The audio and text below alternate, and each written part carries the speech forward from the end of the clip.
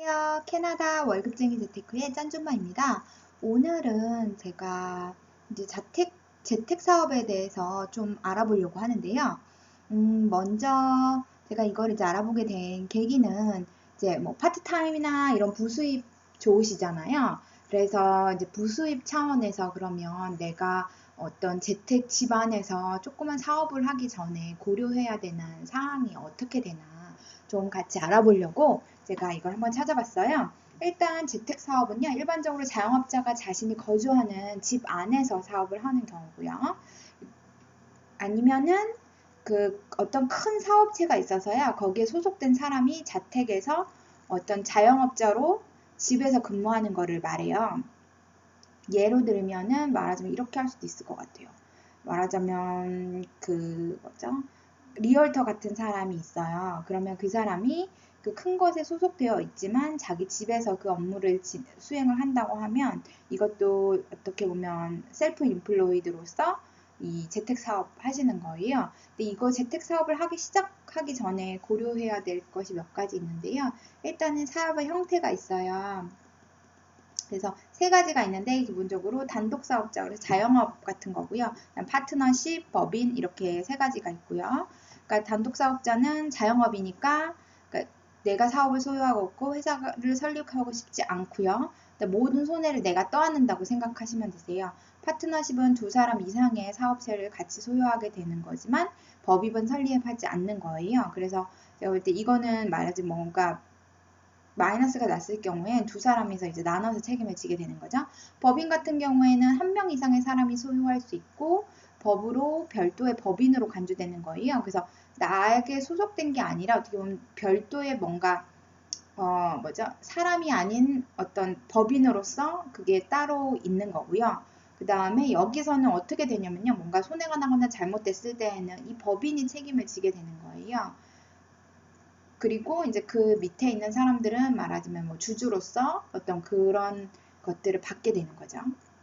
배당금처럼 받게 되는 거죠. 이렇게 생각하시면 되고요. 간단하게요.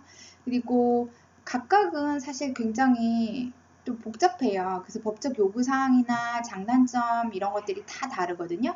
그래서 이런 것들은 좀 더 자세하게 이런 비즈니스 오픈하시는 거나 이런 분들한테 상담하셔가지고 회계사나 이런 분들하고 상담을 하셔서 결정을 하시는 거 추천드리고요. 왜냐면 또 내가 어떤 사업을 형태를 하느냐에 따라서 금액이 얼마냐에 따라서 이런 거를 선택하는 기준이 달라져야 되거든요. 그러니까 그렇게 생각하시면 되고요. 그 다음에 고용 기준 및 공제. 그래서 내가 만약에 회사를 설립하게 되면은 그 비즈니스를 하게 되는 거고, 만약에 직원을 고용하게 될 경우에는 그 일반 고용 기준을 다 따르셔야 돼요. 그래서 법정인 최저임금보다 적은 금액을 지불하실 수가 없고요. 그 다음에 고용 종류에 관한 법률도 다 지키셔야 되고 산업안전이나 보건법을 준수하셔야 돼요. 그래서 대부분 일반적으로 이렇게 자택 사업을 하는 경우에 뭐 크게 한다기보다는 나 혼자서 내가 뭔가를 하는 거예요. 그래서 말하자면 이런 거 있죠. 컴퓨터를 하시는 분이에요. 그럼 홈페이지 뭐 이렇게 해주는 사람이에요. 만들어주는 사람이에요. 이런 사람들은 이제 이런 거에 굉장히 포커스가 잘 돼 있는 거죠. 왜냐면 이런 분들한테는 사실 그렇게 크게 복잡할 게 없어요. 그리고 라이센스가 필요한 것도 아니고 특별한 그런 게 필요한 것이 아니기 때문에 일단 신고하시고 그 다음에 이제 하시면 돼요. 또 이것도 내가 얼마를 벌 거라는 걸 예상하는 거에 따라서 그냥 내가 단순히 신고하지 않고 나의 소셜 그 번호랑 나의 영문 성함, 영문 이름으로 내가 일단은 사업을 꾸릴 수가 있어요. 그러니까 그런 거 자세한 거는 이제 전문가들하고 상담하는 거를 추천드리고요. 대충만 설명을 드리면 이렇고요. 만약에 직원을 내가 그 밑에 뽑았으면 그거 당연히 해당하는 만큼 해주셔야 되는 게 당연한 거죠. 그리고 만약에 이게 자세한 거를 알고 싶으시면 여기 구글 같은 데다 Ministry of Labor 해가지고요. 치셔가지고 들어가면 자세하게 설명이 카테고리별로 잘 나와 있어요. 그래서 한번 보시고 제가 이거 끝 마지막쯤에 또 이 사이트도 한번 보여드릴게요. 그리고 지금 또 세 번째로 라이센스에서요. 운영하는 사업 유형이나 이런 거에 따라서 연방이나 주, 지방 면허가 필요할 수 있어요. 그래서 말하자면 뭐죠? 그리고 자기 스스로 뭔가 라이센스를 가지고 있어야 되는 경우도 있고요. 그다음에 말하자면은 뭐 내가 헤어를 해요. 그러면 헤어 그 라이센스 같은 거를 좀 가지고 있으셔야 되겠죠. 이런 식으로. 그리고 그 지방마다 주마다 다 요구하는 사항들이 사실 이런 거 좀 달라요. 그래서 여기 자기가 속한 주에서 가셔서 확인하시면 되고요. 지금 제가 이거 말씀드리는 것도 다 온타리오 주에 일단은 해당하는 거고요. 그다음에 그 정부가 요구하는 라이센스가 있기 때문에 그거에 해당하는 뭐 말하자면 음식을 만들어 판다거나 이러면 그게 식품 위생 때문에 그거에 해당하는 또 자격증이나 이런 거 필요할 수가 있거든요. 그러니까 그런 것도 잘 확인해 보시고요. 그 다음에 쭉 내리시면 자택 사업을 위해서 특별히 고려해야 되는 사항이 있나 이렇게 보시면 구역 제한이 또 생길 수가 있어요. 사업에 따라서 이것도 그러니까 다른 거. 그러니까 내가 뭘 할 건지를 먼저 정하고 그 다음에 가서 이제 질문하고 그것들을 해결해 가셔야 돼요. 일단은 집 밖에서 사업을 운영할 때 고려할 사항 중 하나는 지방자치단체 조례나 이런 그 시티마다 또 가지고 있는 것들이 다 다르거든요. 그래서 그런 것들을 한번 다 확인해 보셔야 되고, 주거 지역인 경우에는, 그러니까 뭐, 제가 아까도 말씀드렸지만, 뭐 컴퓨터로 홈페이지 만들어주는 경우에는 주거지에서 해도 전혀 문제가 되지 않아요. 그런데 내가 뭔가를 만들어서 판다거나 제조업이나 이런 거를 할 경우 아니면 폐기물이 발생한다거나 소음이 발생할 경우에는 내가 거주하는 주거지에서 하실 수가 없을 경우가 더 많아요. 그러니까 그런 것들도 내 사업에 따라서 더 확실하게 한번 확인해 주셔야 되고요. 그 다음에 세금 문제가 또 생겨요.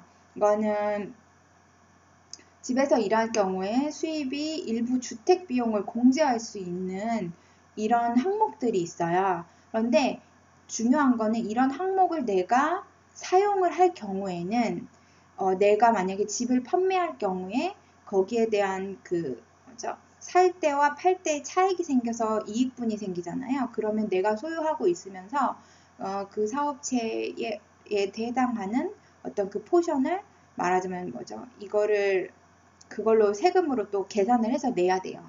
그러니까 쉽지가 않죠. 그런 게 있고요.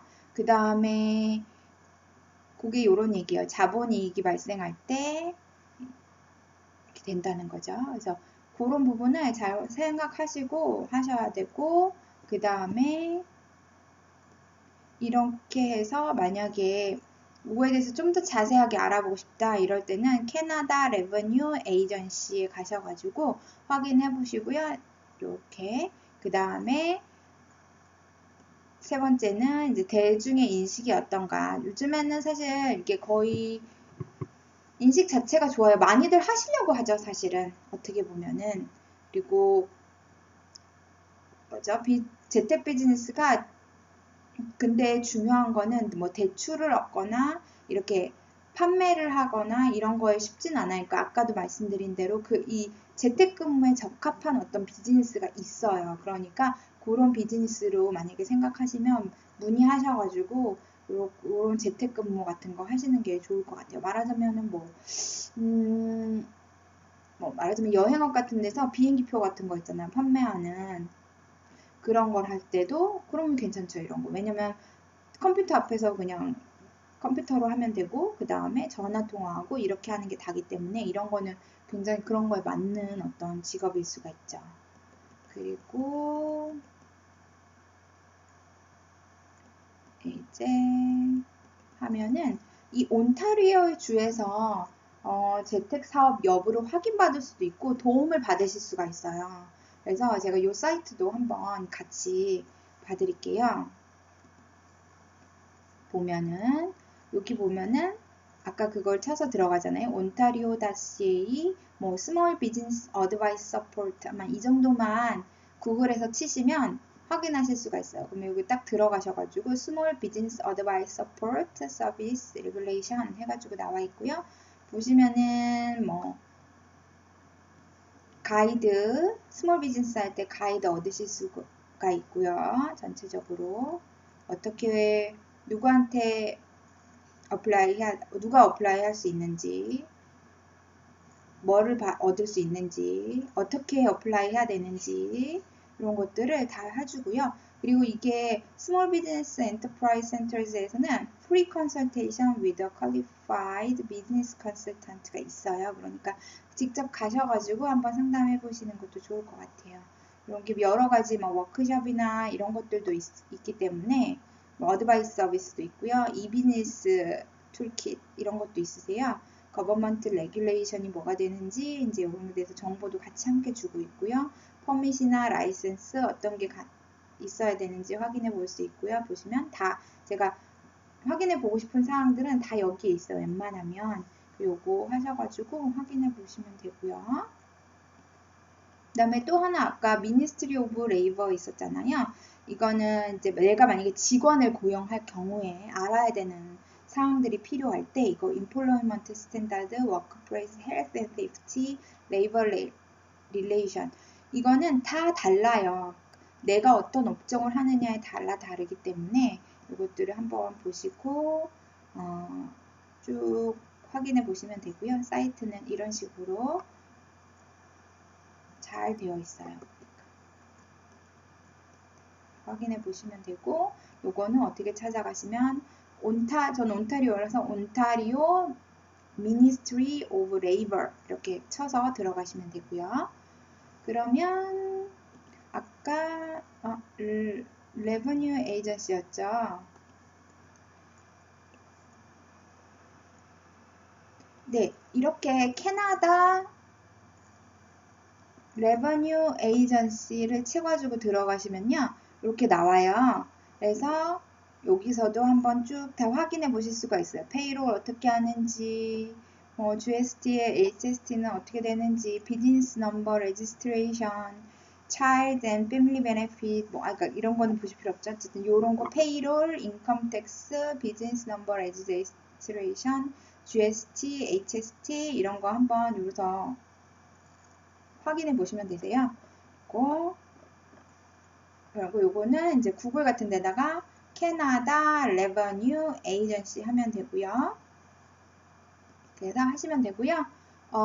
제가 조금이나마 그냥 어떤 큰 그림을 보실 수 있도록 설명을 드렸어요. 사실 그리고 자세한 거는 한번 들어가서 보시면 되고요. 그리고 한 가지 마지막으로 팁을 드리면은 사실 뭐 한 달에 500불, 1000불 이렇게 버는 돈 같은 경우에는 그냥 현금으로 내가 벌었다고 해서 마지막에 내가 버는 돈에 말하자면 뭐죠? 그 텍스 신고를 할 때 그냥 애드 하시면 돼요. 그 정도 금액은. 그게 뭐죠? 한 2,000불 뭐 그 정도 한 달에 한 2,000불인가 정도는 몇천 불 정도까지는 그 한도가 있는데 그 한도까지는 사실 뭐죠? 그냥 현금으로 번 돈으로 해서 그냥 캐나다에 텍스 신고를 하시면 되세요. 기본적으로. 그래서 그런 것도 사실 더 자세한 거는 얼마까지인지 뭐 이런 것들은 아마 뭐죠? 회계사분하고 확인하시는 게 더 정확하시긴 하세요. 그래서 확인하시기 있다는 걸 알아야 확인할 수가 있잖아요. 그리고 그걸로 하시면 사실 레지스터 따로 안 하셔도 되거든요. 그러니까 그런 부분도 한번 잘 고려해 보시고 제가 이거를 다 막 자세하게 설명할 수 없었던 거는 다 주마다 달라요. 그리고 그 어디에 사냐 시티마다 다를 수도 있기 때문에 내가 어떤 사업을 하냐에 따라 다르기 때문에 좀 전체적인 전반적인 것을 그냥 좀 이해할 수 있도록 한번 설명을 드렸어요. 도움이 됐으면 좋겠고요. 많이 도움이 됐으면 좋아요와 구독 눌러주세요.